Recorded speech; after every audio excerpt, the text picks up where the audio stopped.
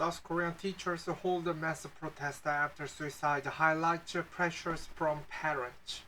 South Korean teachers participated in the rally in front of the National Assembly in Seoul on September 4th, 2023. Seoul, South Korea, CNN. Hundreds of thousands of teachers are protesting in South Korea after the suspected suicide of the teacher that was widely blamed on the burden of educators in the country notorious for its high-pressure education system.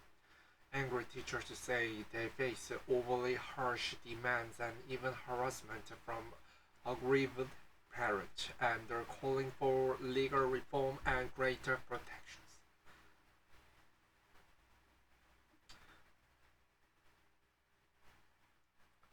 Up to 200,000 protesters participated in the rally on Saturday, according to a South Korean Federation of Teachers Associations, citing event organizers. And on Monday, an estimated 50,000 teachers stopped work and gathered in the capital to commemorate the deceased teacher, according to organizers, despite authorities' initial warnings that striking would be considered illegal. South Korean teachers on strike in the capital Seoul,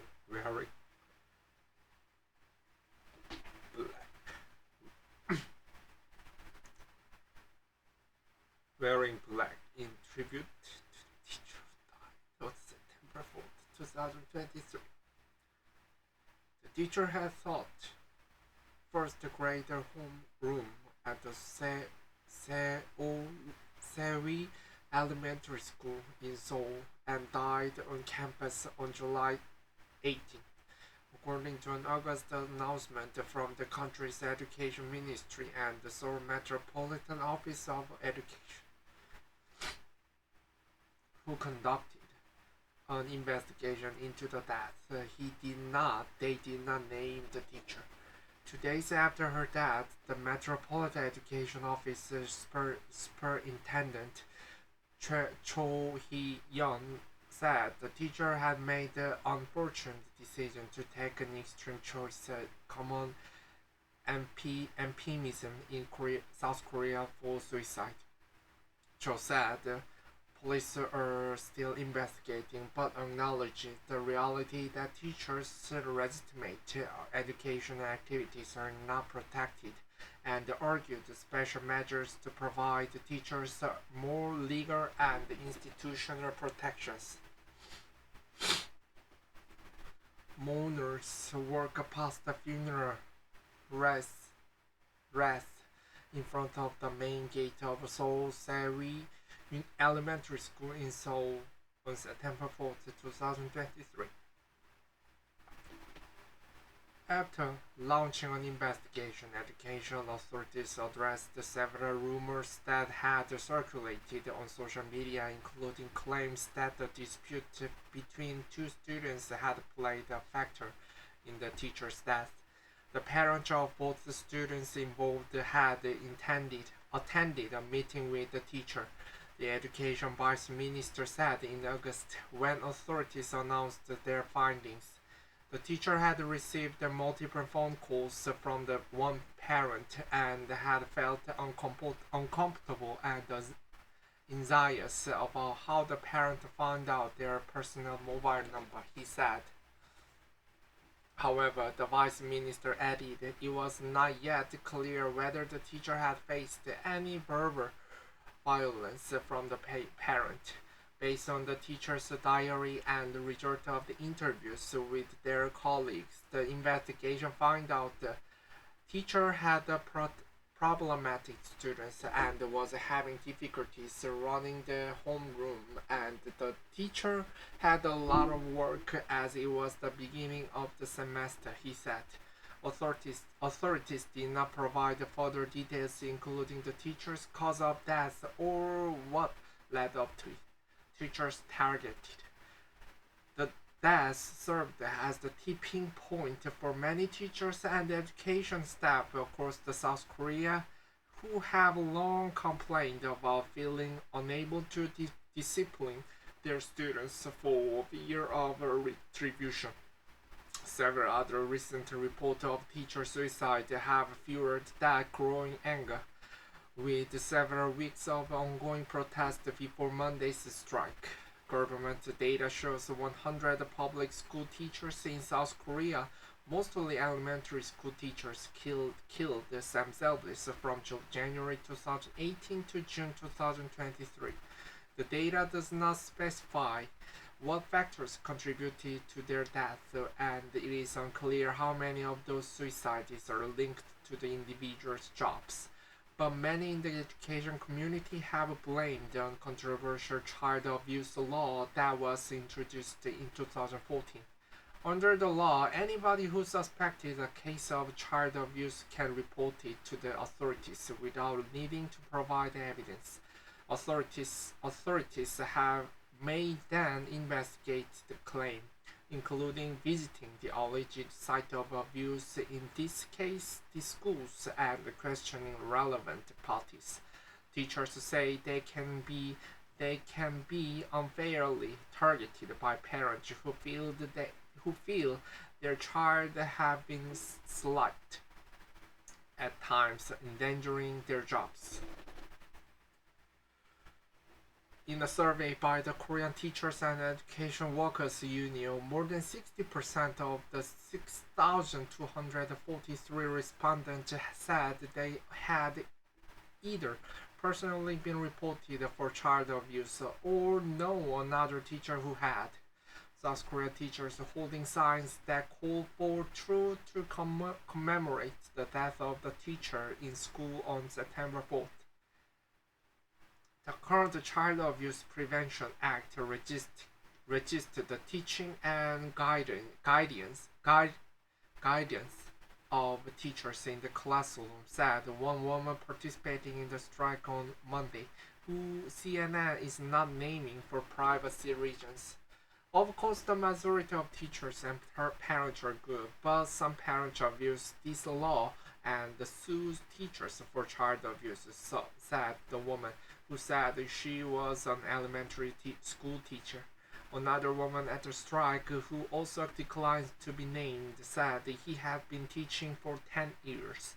There are so many difficulties in teaching children in the classroom because the teachers are not given authority, he told CNN. Although the Child Abuse Prevention Act was created with good intentions to protect children, it is subjected to very vague standards. She added that many teachers are under heavy stress for fear of being reported by angry parents, even for issuing minor reprimands to students or other disciplinary actions in the classroom. Authorities have tried to appease teachers acknowledging their complaint. Cho, the school education office superintendent, arguing teachers not to turn Monday into a day of chaos in their online statement. He proposed establishing a consultation body that can find out the truth behind the death of a teacher at Seoul elementary school and protect the students' right to education, while coming together to find a way to commemorate the teacher who unfortunately passed away. Participants of the teachers' strike gathered in school South Korea on September 4th. Education Minister Lee Ju-ho warned last week that the planned strike was an illegal collective action that infringed on students' right to education.